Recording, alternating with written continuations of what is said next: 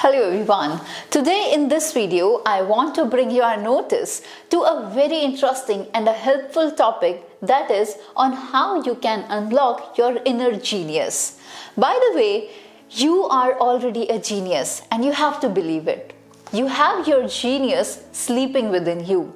To become a genius, you need to awaken your genius within. So in this video, I am going to tell you some practical ways which will help you to discover and awaken your sleeping genius within. And I think this is the right time to awaken your sleeping genius. So at the very first point, I want to tell you that we are all born with an inner genius. First of all, in Greek and Roman times, a genius was seen as the inner spirit. That is, as you already had in your heart. Your job as an artist or a poet was to awaken your inner genius. Nowadays, we make the mistakes of calling people geniuses. But the problem with that is this: we assume some people are only geniuses and others are not. But the truth is, we all have an inner genius. We are all born with a genius within our spirits as children. But the problem is that as we get older, society beats the genius out of us. Number 2 is how to reawaken your inner genius. To reawaken your inner genius is to reawaken your inner child. When is the last time you did something for the sake of it? When is the last time you played? When is the last time you did something without worrying about how others saw you? When is the last time you did something not caring about money or social media likes? Maybe you haven't, but to bring back your inner genius within you, you need to rethink about all those things and start working in that way. My third practical way to awaken your inner genius is to find your inner child. Just write down 3 things you loved doing as a child. For me, I like drawing, I like reading, and I like tinkering also. When I mentioned drawing, I loved to draw as a kid. I wasn't very good at that, but I would draw for some hours on end for feeling no hunger. I was in that zone, supreme focus, no distractions, and sometimes I still do that. I also mentioned reading at the second point. I loved reading as a kid, as my father get me some Mickey Mouse magazines and Reader Digests that contain some of the comic graphics, which we read in a single day. And thirdly, I mentioned tinkering. So many kids out there love to bring things apart and tinker with them and figure out how to put them back together. I also tinkered with so many toys in my childhood, as my mother mentions it. My fourth practical way is assume that you can do anything. When you were a kid, you assumed that you could do anything, and then your teachers told you that what you have to do and what you not to do. Am I right? Assume like you are a kid again, and your life is your own self-directional school.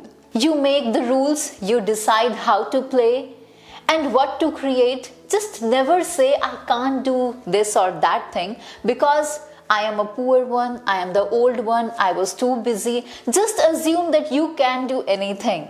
Learn how to do anything with YouTube tutorials. Just Google what you wanted to learn, like how to do this XY thing, and bam, you can learn anything. My fifth point is, which is a very important step, is to share what you learn. When I am reading something I am interested in, I write down the notes. And then while I am reading, I highlighted those parts I found interesting.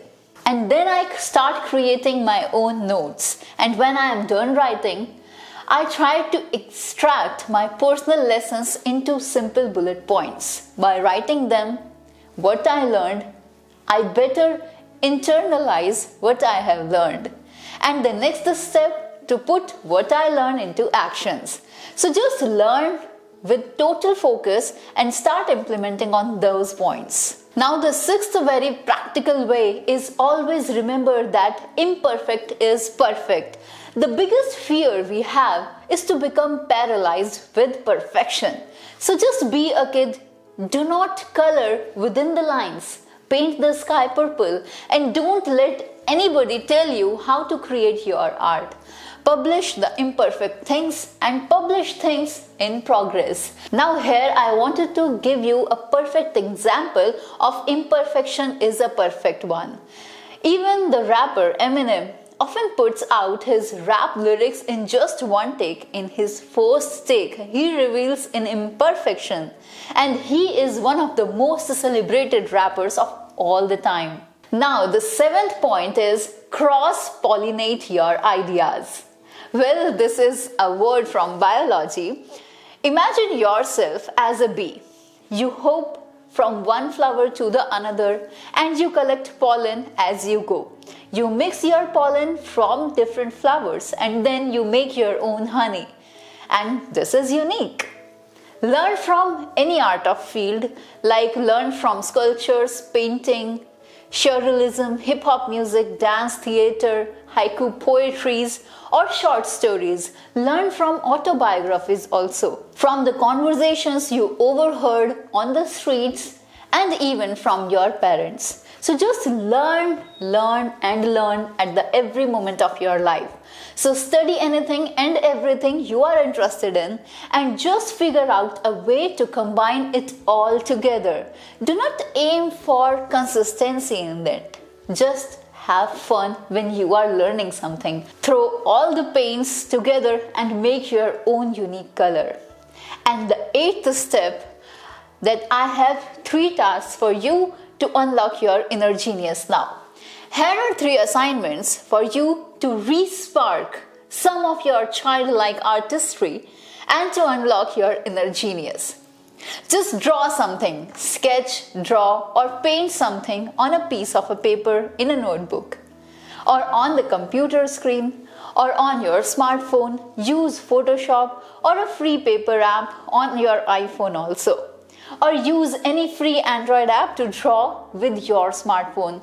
Listen to music while creating. Listen to music you enjoy and write down, draw, sketch, dance, and whatever you wanted to do. Just do whatever you love. And just start publishing every day for a week, whatever you are doing, whatever you are learning, and publish it. Your unique piece which you are creating, that is your artwork, to the social media, to your blog or whatever. Just do it every day. And the 9th point is, what I do daily is to drink more coffee. I'm sorry, but the last tip is to drink more coffee. It can be any caffeinated beverage like tea, matcha or whatever it is. Of course, you do not need to ingest caffeine to a creative or productive way, but it certainly helps you. I recommend drinking single espresso throughout the day, no sugar and no milk. That means the black coffee, as single espresso have a lot less caffeine than a large Starbucks black dip coffee, and it will surely help you to be a little more creative. Also watch kids, see how they create and just imitate them. They do not care about what others will think of them. They just have fun and always they do so.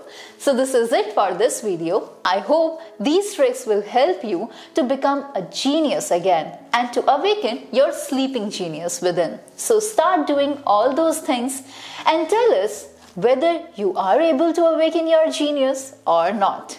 We would really love to hear from you all. See you soon in a very new video, and this is Divya from Tegonity Academy. Till then, goodbye, take care.